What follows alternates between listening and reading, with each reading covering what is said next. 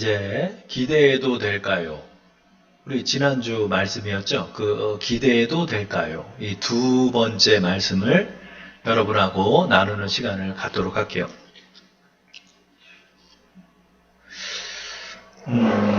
말씀을 준비하면서 보니까 소망에 관해서 잘 다뤄야 되겠다 그런 생각이 들더라고요. 그런데 이 기대부터 해야 돼요. 소망을 잘 못해. 왜냐하면 소망을 해본 적이 없어. 사람들이. 우리가 소망을 해본 적이 없어. 말씀 들을 땐 기분 좋아요.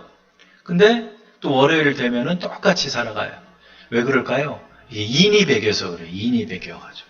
인이 배겨서 소망을 잘 못하게 되더라고요. 그러다 보니까 우리가 소망까지 가려면 어떻게 해야 된다? 기대부터 하고 살아가요. 기대부터. 다 잘 될 거를 생각하면서 기대부터 가지고 살아가야 그게 꿈으로 자라나더라고요. 그러려면 우리가 기대를 해야 돼요. 그죠? 그래야 소망을 할 수가 있기 때문에. 그래서 오늘은 부제로서는 소망을 분명히 하라.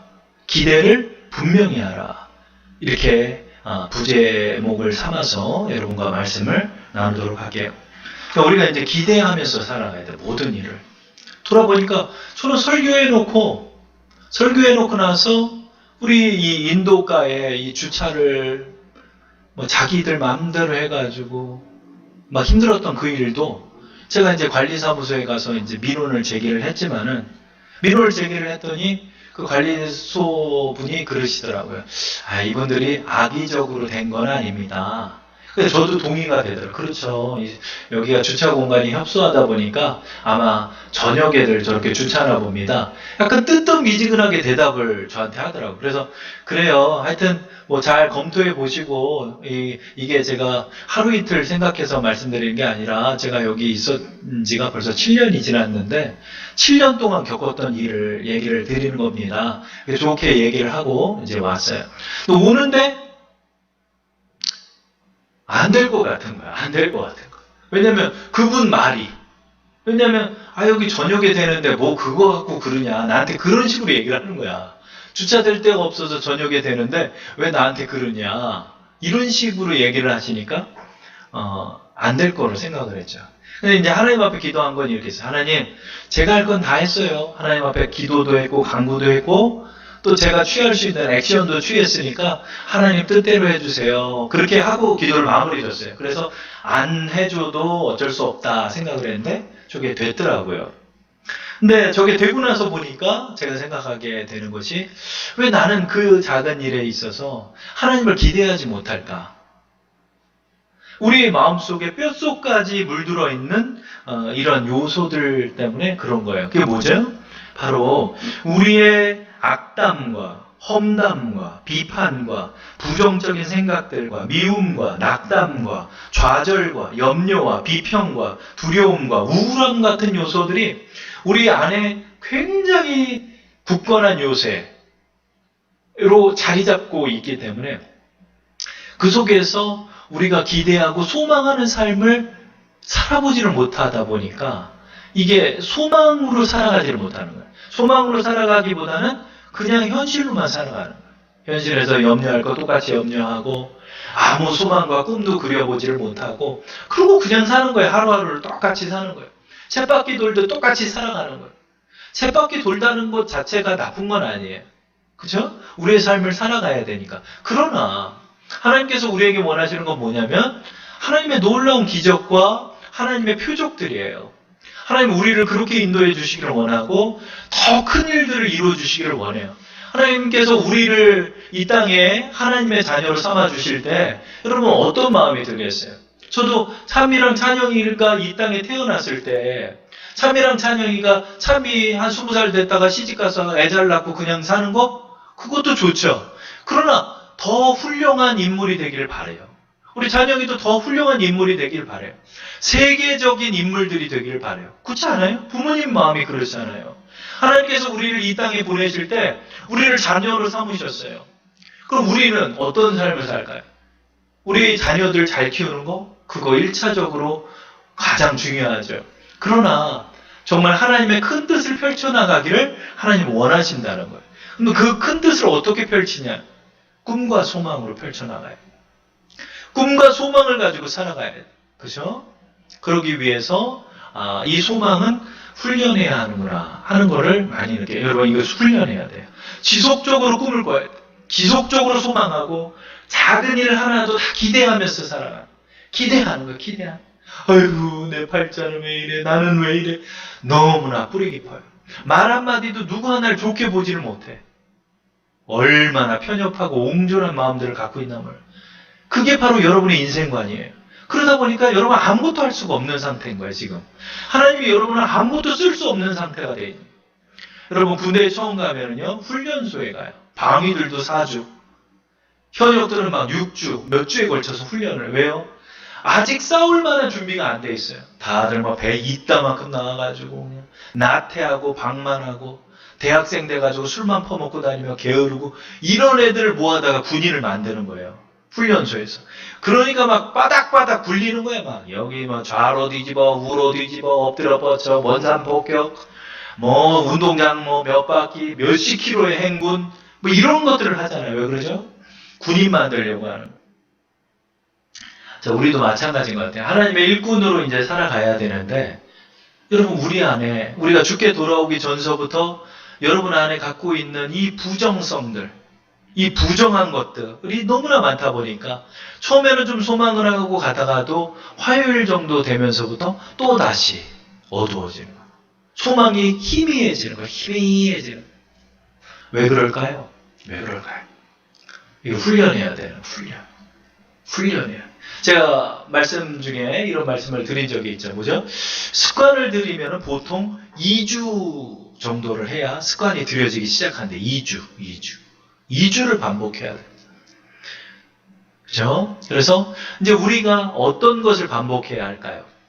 기대하는 습관, 긍정적인 마음들, 또 꿈과 소망들, 이것을 품고 또 마음에 그리고, 품고 마음에 그리고, 흐려지면 다시 분명하게 하고, 흐려지면 또 분명하게 하고, 부정적으로 봤다가도 다시 긍정적으로 보고, 끊임없이 기도를 하면서 여러분 자신의 마음 안을 아름다운 하얀색 캔버스로 만들어 놓으세요. 그래서 거기다가 아름다운 그림을 그리세요. 여러분 마음속에 아름다운 그림을 그려놓고 사세요. 아유, 내 나이가 어떻고, 내 몸이 어떻고, 내 상태가 어떻고, 내 가진 게 어떻고, 다들 그러고 살아요. 아무렇게나 그러는 아이들을 키워놓으니까 점점 벽이 낙서장이 돼요. 이쪽에다 이렇게 막 뭐 크레파스로 그려놓고 볼펜으로 그려놓고 문에다가는 어디서 도장을 갖고 왔는지 도장을 200개를 찍어놔가지고 다시 또 장로님한테 또 흰색 페인트를 받아와야 돼. 흰색 페인트를 받아다가 그걸 또 칠해야 돼. 여러분 우리의 인생들이 어떻죠? 우리의 인생들이 자꾸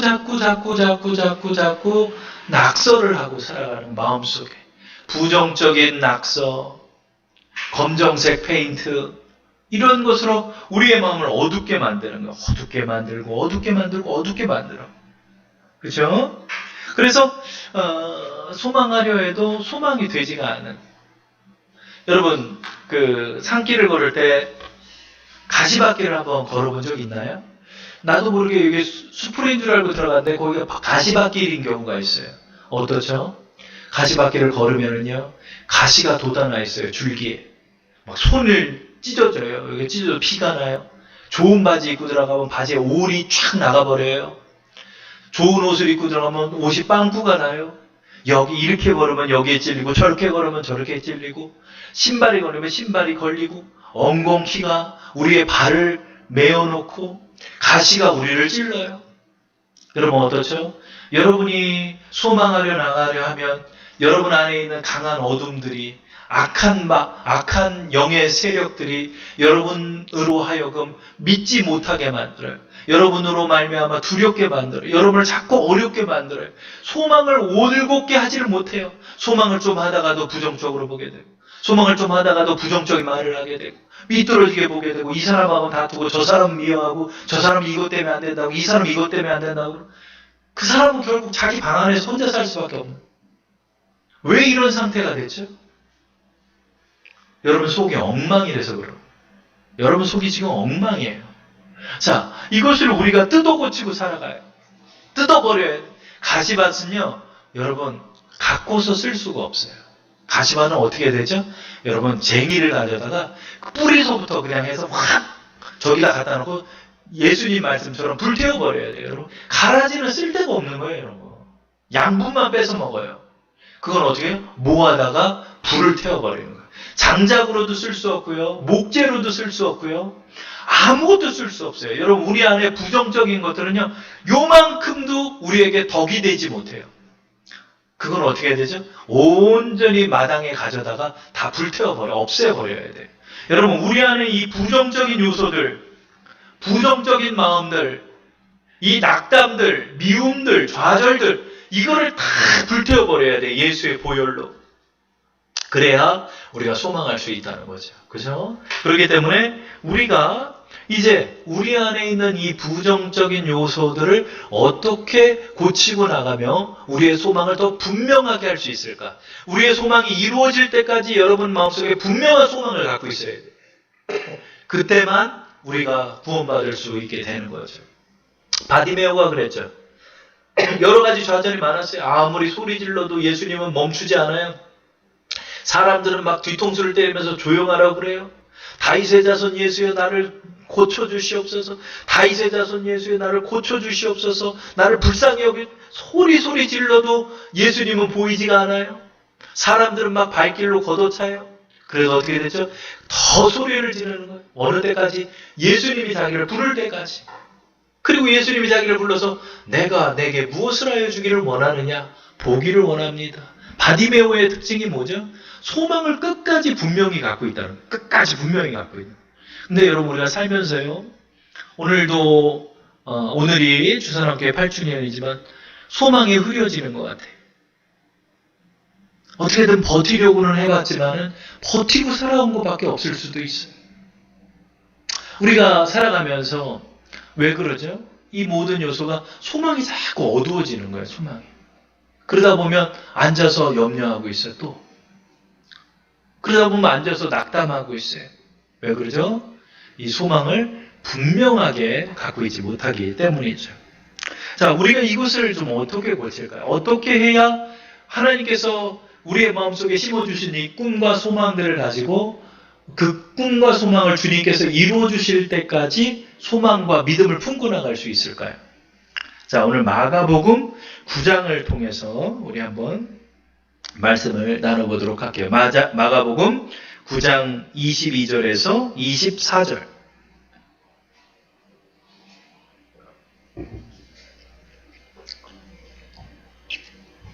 자, 마가복음 9장 22절부터 24절은 우리가 잘 알고 있는 말씀이에요. 아이가 귀신 들린 아이를 갖고 있는 아버지예요.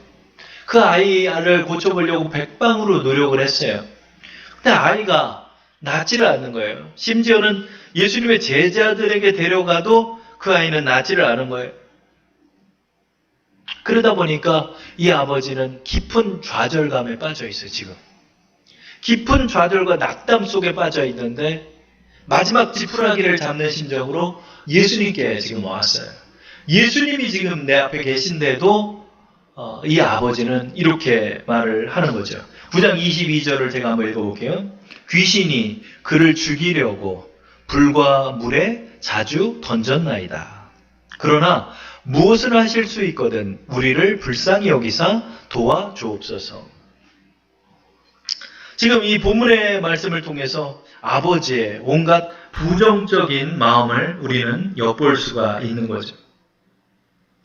아버지는 뭘 해도 안 되는 거예요. 뭘 해도. 어떻게 해도 안 되는 거예요. 먼저 이 아이를 고쳐보려고 의원을 찾아갔겠죠. 그러나 아이가 미쳐 날뛰고 또 거품을 물며 쓰러지고 막 간질병을 일으키고 그 다음에 귀신이 들리면 막 불에 뛰어들고 물에 뛰어드는 이런 상황을 겪으면서 아버지는 더 이상 방법을 찾지 못하는 거죠. 그렇죠? 그러니까 현실에 이렇게 기울어져 사는 사람은 방법을 찾지 못하면 좌절하게 되는 거예요. 왜냐하면 내가 할 수 없으니까. 아버지는 지금 좌절하고 있는 거예요. 그 마음속에 깊은 좌절이 드리워져 있어요. 뭘 해도 안 되는 상황에 실패를 거듭 경험하고 있어요. 온갖 부정적인 생각들이 가득한 거예요. 근데 예수님 만나면 해결이 되는데 예수님 만나서도 이 아버지가 뭐라고 얘기를 하냐면 귀신이 그를 죽이려고 불과 물에 자주 던졌나이다 이렇게 말해요. 그렇죠? 이 아버지는 지금 과거에 얽매여 있어요. 자기의 실패 경험들이 각인되어 있어요. 마음속에 너무 깊이 각인되어 있어요. 우리가 여기서 첫 번째로 소망을 품지 못하고 소망을 분명하게 하지 못하는 이유는 좌절의 경험들을 깊이 각인하고 있어서 그래요. 그러니까 이것은 쉽게 말하면 좌절의 그림들을 너무 깊이 그려놓는 거예요. 마치 여러분이 목각을 파듯이 내 마음에 배겨놓는 거예요. 막. 그래서 이 사람들은 쉽게 설득이 안 돼요. 나는 뭘 해도 안 되는 사람이야. 네가 아무리 좋은 말 해봐라. 나는 도저히 안 된다. 나는 도저히 안 되는 사람이야. 뭘 해도 안 돼. 심지어 예수님이 내 앞에 있는데도, 하나님이 내 앞에 있는데도 그런 좌절하고 있어요. 왜 그러죠? 실패의 자화상을 너무 깊이 그려놓는 거예요. 여러분, 실패의 자화상을 어떻게 해야 되지? 갖다 버려야 돼요, 여러분. 실패의 자화상을 여러분이 그리면 안 돼요. 과거의 회한 속에 빠지지 마세요. 실패의 자화상을 갖고 있는 사람은 과거 이야기를 많이 해요. 미래 이야기를 하지 않아요. 내가 옛날에 어땠는데, 내가 옛날에 잘 나갔는데, 내가 뭐가 어땠는데, 지금이 없어요. 미래가 없어요. 이런 사고는 스스로에게 도움이 되지 않죠. 귀신이여 내 아들 죽이려고 얼마나 그렇게 했는지 몰라요. 내 아들 살아있는 것도 얼마나 다행인지 몰라요. 예수님 앞에서 넋두리하고 있는 거예요. 여러분, 넋두리는 말할 필요도 들을 필요도 없어요. 그렇죠? 그래서 이 실패의 자화상을 여러분 버려야 돼요. 그리고 어떻게? 예수님 안에서 빛을 받은 자화상을 갖고요. 나는 하나님의 자녀야. 하나님의 놀라운 능력이 나와 함께하고 있어. 하나님의 표적이 나와 함께. 내가 꿈과 소망을 그리고 나가면 무엇이든지 이룰 수 있어. 하나님이 나에게 해주셔. 이거는 분명히 잘 될 수 있어. 내가 이렇게 말했으니까 잘 될 거야. 내가 이렇게 기도했으니까 이 기도는 응답될 거야. 내가 주산업교회를 섬기니까 우리 주산업교회는 잘 될 거야. 내 가정의 자녀들은 너무나 아름답게 자랄 거야. 모든 걸 다 기대하고 모든 걸 다 소망하고 모든 걸 다 기뻐하면서 그렇게 살아가는 거예요.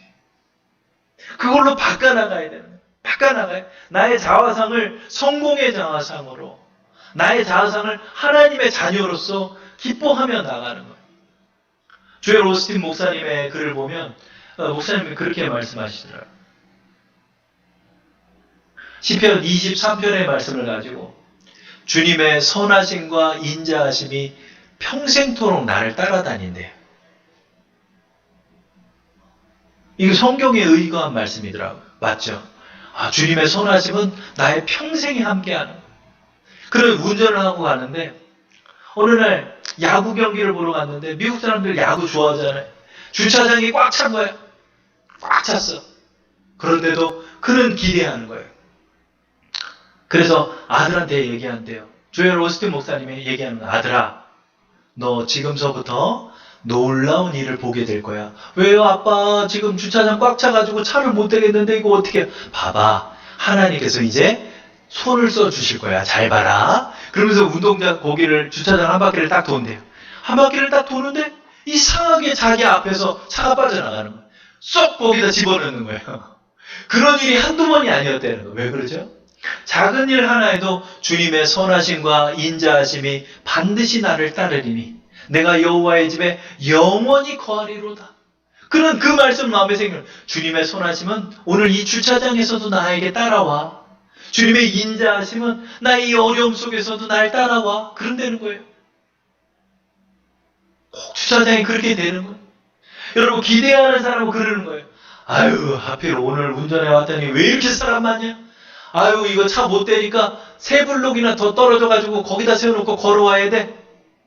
우리들은 다 그렇게 생각하고. 근데 이 작은 사건 하나에도 하나님을 기대하고 나가는. 하나님은 나를 자녀로 삼아주셨기 때문에 이 일에서도 나를 성공적으로 만들어 주실 것을 그는 믿고 사는 거예요. 그는 믿고 사는 거예요. 그런데 그의 저서를 보면서, 그의 저서 긍정의 힘이라는 책을 보면서 또 느끼게 되는 것. 그분이 그렇게 긍정적인 사람이 아니었다는 거예요. 목회를 하는데 아버지의 목회를 물려받는데 성도 몇 있는 그런 레이크우드라는 교회를 섬겼어요. 성도가 얼마 없다 보니까 사는 게 빠듯했어요. 사례도 얼마 없어요. 그래가지고 겨우 월세집 하나 얻어가지고 살아가고 있었대요. 근데 어느 날 그 오스틴 목사님하고 부인하고 자녀들하고 이제 집에 있다가 어느 날 이렇게 걸어오고 있는데 부촌을 걸어오는 거예요. 저 부촌에 보니까 집을 지금 그 인테리어를 하는 거예요. 2층 집에 수영장이 딸려 있고 아름다운 집이 딱 있더래요. 근데 보니까 오늘은 어떻게 쉬는 날인지 공사하는 사람들이 아무도 없는 거야. 여보, 우리 저 집이나 한번 구경해 볼까? 그래요. 한번 구경해 보러 가요. 그래가지고 목사님하고 부인하고 딱 갔는데, 어이구, 2층에 얼마나 그냥, 샹들리에를 만들어가지고 등이 얼마나 이쁘고, 막 거실은 운동장만큼 넓고, 침실도 너무나 해가 잘 들고, 보니까 막 여기 수영장이 있고, 너무나 좋은 거야. 야, 이런 집에서 우리 살면 얼마나 좋겠어? 그리고 목사님 내려왔대요. 근데 그 부인이 그런 거예요. 여보, 우리는 하나님께서 이런 집을 우리에게도 주실 거예요. 그랬대요. 그랬더니 여보, 정신 좀 차려. 지금 우리 이 월세 내고 살아가는 게 얼마나 빠듯한데 그런 걸 꾼 거야. 당신은 왜 이렇게 허영이 많은 여자야? 말하면서 30분 동안 그 집 앞에서 싸웠다는 거예요. 조엘 오스틴 목사님은 이런 집은 우리 같은 사람에게는 절대로 얻을 수 없다는 걸 강력하게 주장하고, 부인은 얘기하는 거예요. 여보, 우리가 꿈과 소망을 갖고 나가면 하나님이 이걸 우리에게 주실 수도 있음을 왜 소망하지 못해요? 말씀에서는 그렇게 전해놓고 당신은 현실 속에서 왜 그걸 그렇게 믿지 못해요? 30분 동안 서로 싸우는 거예요. 부인은 꿈을 이룰 수 있다. 자기는 절대로 안 된다. 우리는 평생 동안 이런 집에 못 살고 월세를 전전하며 살 것이다. 30분 동안 싸우는데 부인이 말씀에 의거해서 그렇게 말을 하니까 결국은 30분 동안 싸우다가 오스틴 목사님이 인정을 했대요. 그래, 하나님의 꿈과 소망도 이룰 수 있어. 그걸 인정해주고 나왔대요. 그리고 나서 자기가 곰곰이 생각한 거예요. 왜 나는 이런 꿈을 꾸지 못할까? 나는 왜 이런 소망을 꾸지 못할까? 하나님을 기대하고 소망하며 그 꿈을 꾸고 나가는 것조차도 나는 왜 못할까? 아, 내가 너무나 부정적이구나. 내가 고쳐나가야 되겠다. 그래서 가정예배를 드리며 나의 해묵어 있는 그런 부정적인 요소들을 버리고 하나님의 꿈과 소망을 받아들이며 기도를 했대요. 그리고 나서 어떤 일이 일어났을까요? 정말 하나님께서 기적적으로 정말 그 집과 같이 그런 아름다운 집에서 입주를 해서 살게 되는 기적을 수년 후에 경험하게 됐다는 그 내용을 제가 보게 됐어요. 지금은 아무것도 보이지가 않죠. 지금은 아무것도 되지가 않죠. 그러나 왜 우리는 그런 꿈도 못 꿀까요? 나 같은 사람은 왜 그런 데서 살지 못할까요? 왜 나 같은 사람은 아무것도 이루지 못한다고 생각할까요? 온 우주를 창조하신 하나님의 자녀들은 왜 그렇게 우물한 개구리처럼 그런 것만 보고 살아갈까요? 우리 안에 너무나 부정적인 요소가 많기 때문이라는 거죠. 여러분, 우리는 이걸 버려야 돼요. 예수님 앞에서도 지금 마가복음 9장 22절에 그 아이를 둔 아버지는 이렇게 말하는 거예요. 귀신이 그를 죽이려고 불과 물에 자주 던져서 죽을 뻔한 게 한두 번이 아닙니다. 우리 가정은 완전 끝났습니다. 사달났습니다. 완전히 끝났습니다. 우리 가정은 너무나 어렵습니다. 우리 좀 불쌍히 좀 여겨주십시오. 라고 예수님 앞에서 구걸하고 있죠. 다음 하반절에 이렇게 말해요. 22절에 그러나 무엇을 하실 수 있거든 우리를 불쌍히 여기사 도와주옵소서. 말이 장황해요. 그냥 말이 장황해요. 이게 뭐죠? 예수님조차도 이걸 해줄 수 있다는 분명한 생각은 없어요. 분명한 생각은 없어요. 그저 예수님에게 조금이라도 도움 좀 받았으면 좋겠다는 마음 정도밖에 없는 거예요. 그랬더니 23절에 예수님께서 이상하게 예수님이 그래 내가 널 불쌍히 여긴다. 내가 고쳐주마. 이러지 않고요. 아버지를 지적하고 아버지를 비판하고 계시는 장면을 우리는 보게 되죠. 23절 보면 예수께서 이르시되 할 수 있거든이 무슨 말이냐. 믿는 자에게는 능히 하지 못할 일이 없느니라 하시니. 예수님 곧바로 아버지를 지적하는 거예요. 예수님이 그 말 듣고 고쳐줄 수 있어요. 근데 왜 아버지한테 이런 말을 분명하게 할까요? 할 수 있거든이 무슨 말이냐. 믿는 자는 능히 할 수 있다. 이렇게 말하라 라고 예수님이 말씀하고 있는 거죠. 아버지를 지적하고 있는 거예요. 아버지를 지적하는. 이게 우리에게 무엇을 말할까요? 그죠? 우리의 이 불분명한 요소들, 우리의 이 의심들, 우리의 부정적인 마음들, 이것을 버려야 한다는 거예요. 이것을 분명하게 버리고 나가야 돼요. 여러분, 우리가 이걸 실천해 나가야 돼요. 내가 왜 이렇게 부정적일까? 하나님 앞에 기도하면서도 그러는 거예요. 하나님 앞에 기도하면서도 너무나 부정적인 거예요. 맨날 앉아가지고 아버지처럼만 얘기하는 거야. 아버지, 나 이렇게 불과물에 떨어졌어요. 맨날 이러고 사는 거예요. 그러면 예수님께서 기뻐하지 않는다는 거죠. 예수님께서 우리에게 지적하는 거예요. 24절에 그 지적을 받고 나서 그 아버지가 곧바로 고치는 장면이 나오죠. 24절을 제가 읽어볼게요. 곧 그 아이의 아버지가 소리를 질러 이르되 내가 믿나이다. 소리를 질러 이르되 내가 믿나이다. 나의 믿음 없는 것을 도와주소서 하더라. 여러분, 이 부정적인 요소를 말씀에서는 뭐라고 얘기했죠? 믿음 없는 것이라고. 여러분이 부정적으로 살아가고 부정적으로 기도하고 부정적으로 말하고 부정적으로 생각하는 것을 예수님은 어떻게 본다? 너 왜 믿음이 없냐? 이게 믿음이라는 거예요, 여러분. 믿음이라는 게 바로 이런 거예요. 믿음이라는 건 뭐죠? 바라는 것들의 실상이에요, 믿음은. 바라는 것들이 있는 자가 믿음이 있는 자. 소망이 있는 자가 믿음이 있는 자. 그리고 우리가 소망을 말하고 소망을 분명히 하고 부정적인 것을 버리는 것이 믿음이 있는 자라는 거죠.